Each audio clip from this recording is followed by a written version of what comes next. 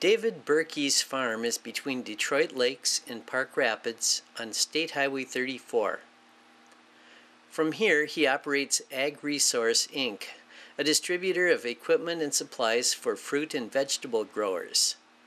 He also raises beef cattle on grass, not in a feedlot.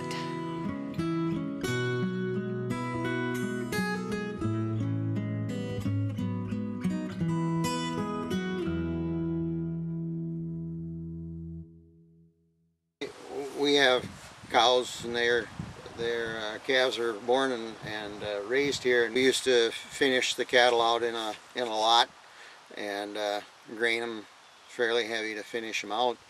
And it's probably been 5-6 years ago. Have since just used hay and forage, and I think it's an easier way to go. It's a less stressful way to go for the livestock. They're more in the open, and health issues are, I don't want to say non-existent, but very minimal. We don't use any implants.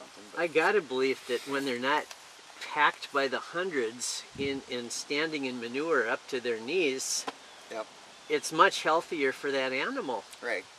And it's growing at the pace that nature intended instead of speeded up according to man's standards. Right.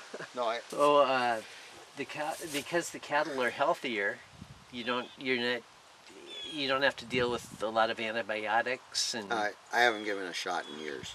Wow. You know, it's one of those things you really ought to write down. This was the last shot I gave, but I don't remember when it was, but it's been years ago. So I don't, my veterinary bill is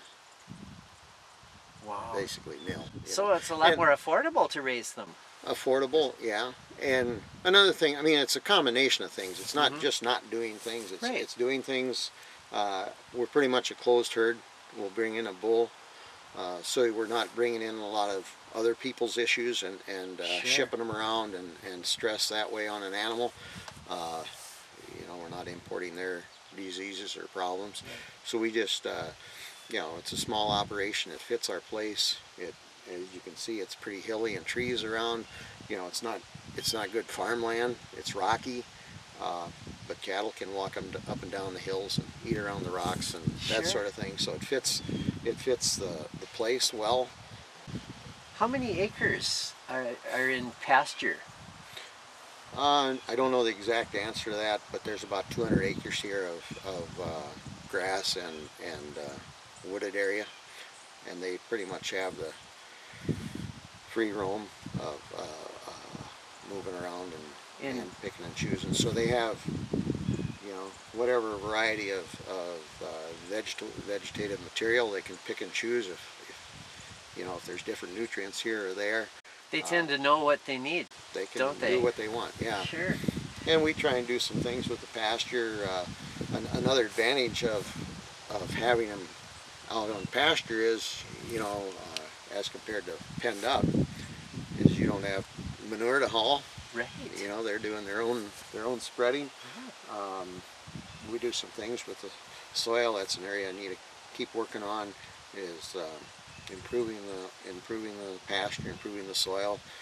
We use some different materials, including putting lime on, which helps the soil, makes a good grass. It's just kind of enjoyable to go out, see your cattle out on grass and eating.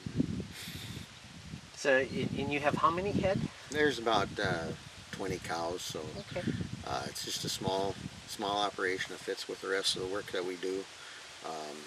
Another thing, you kind of have to make it fit your situation a little bit. So like, we have other work that we do that's really quite busy in the spring. So instead of calving earlier, we calve a little later. The cattle are out on pasture. It's nice to go out and, oh, there's another cow and calf. It's not something you worked in the mud in the spring, when it's cold and wet here in Minnesota. And so they drop their calves out in the grass, and they get an easier start, and even that is a nicer way to go, I think. We use a natural salt, try and do things things that way as well. With some trace minerals in it? Yeah, yeah. And so our inputs from a financial standpoint, the inputs are less. So it's been good for the animal and good for us, I think. And then as far as marketing, people know where they're getting their livestock from. They can choose to get whatever cuts they want. If they want more burgers, more steaks, more roasts, whatever. So we haul them to the locker where they're processed. They give their cutting order to the locker and get the cuts that they want, and so it works out for them as well.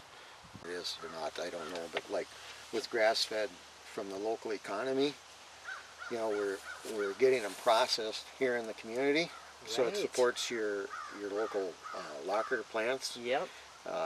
Instead of we tend to ship. Our society ships things around a lot, right? Why spend? You ship it away and ship it back. Right. Well, here we take it to the local processor. Again, like I said, the customer can tell them what they want, how they want it cut up, and then they're getting their processing fee out of it. So again, those dollars stay here within the local community rather than shipped out to whoever, whatever big company it is, kind of thing. So, absolutely. So that's another, I guess, things that stimulate your local economy is good as well. But yeah. Well, thank you so much for letting us come and visit today, and this is really neat. It's been my privilege.